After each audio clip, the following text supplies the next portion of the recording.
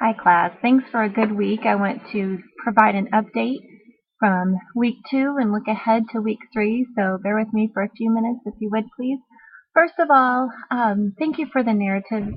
They're my favorite. I always get to know you so well, and I wish you could read each other's narratives. I heard about first pregnancies, proud parenting moments, disappointing childhood moments, first car, first time into a war zone. Very fascinating. Thank you for those good narratives. Be sure that you revise those by next week. And I wanted to say also yes on your assignments because you are, yes, turning in the correct document, your narrative. You turned in your narrative final draft. You turned in your rough draft or first draft, and then you also turned in your peer evaluation. So thank you for including those 3 in the place where you upload your essay. You're also doing great work uploading the peer reviews and the editing comments that you do on Microsoft Word. So thank you. The narratives, let me talk about that for a minute. Oops, you can't see all my screen. Sorry about that. Anyway, I'll just talk you through it. Narratives are usually really strong. I usually get really good grades on those. For some reason, the comparison contrast seems to require more effort. So I just say that as a warning. Just think through what you want to say with that. Think through your thesis. Really make a plan with this. Plan out what you will say in each paragraph that will directly prove that thesis. And then give yourself plenty of time. Plenty of time to put the essay away, plenty of time to revisit it, plenty of time to revise it. I know that's easier said than done. I know that you're busy, but do that if you can.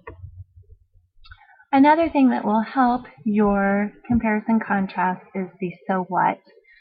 I emphasize this quite a bit. The so what goes along with your thesis. You state your main point, and then you need to tell why it's important. Basically, you need to answer the so what for your reader, and I'm not meaning that sarcastically. I just mean, so what do you want me to do with this information?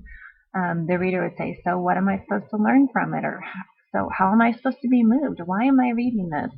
So here's some examples.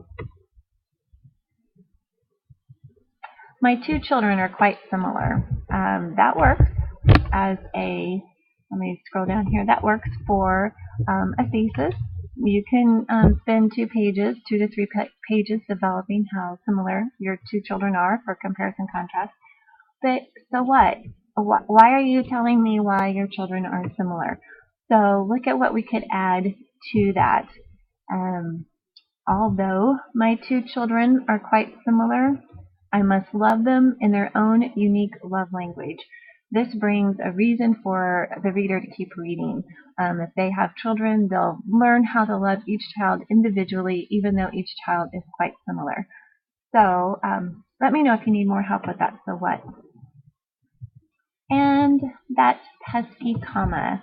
Let's look at dependent clauses and coordinating conjunctions. You probably saw those listed on my review comments in your papers.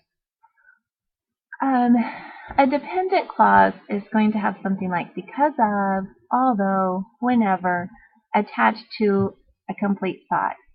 Look at this. It is raining outside is a complete thought. But if I put because it is raining outside, that's not a complete thought. You're waiting for the person to finish the sentence.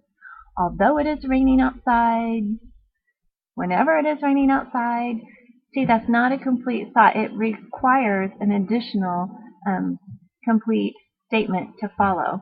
Because it is raining outside, I stay in. Although it is raining outside, I still stay in. Whenever it's raining outside, I stay in.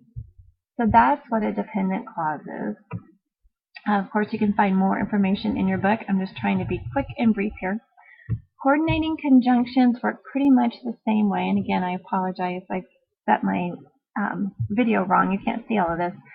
Coordinating conjunctions are basically fanboys, and you can see that. You can find that in your book as well. For, and, nor, but, or, yet, so. Those are fanboys. Again, you have a complete thought. It is raining outside. And another complete thought, I will stay in. A fanboy can coordinate those 2 sentences and combine them. It is raining outside, so I will stay in. you can't just delete this punctuation right here. You're going to have to replace it with something else. And in this case, you always use a comma with a coordinating conjunction. It is raining outside, but I will stay in. Whatever, you need to include that comma, and I realize I forgot to tell you that up here.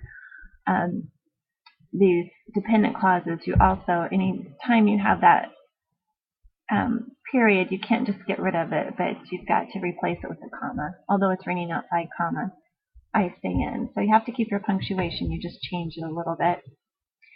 The last thing, I'm almost finished.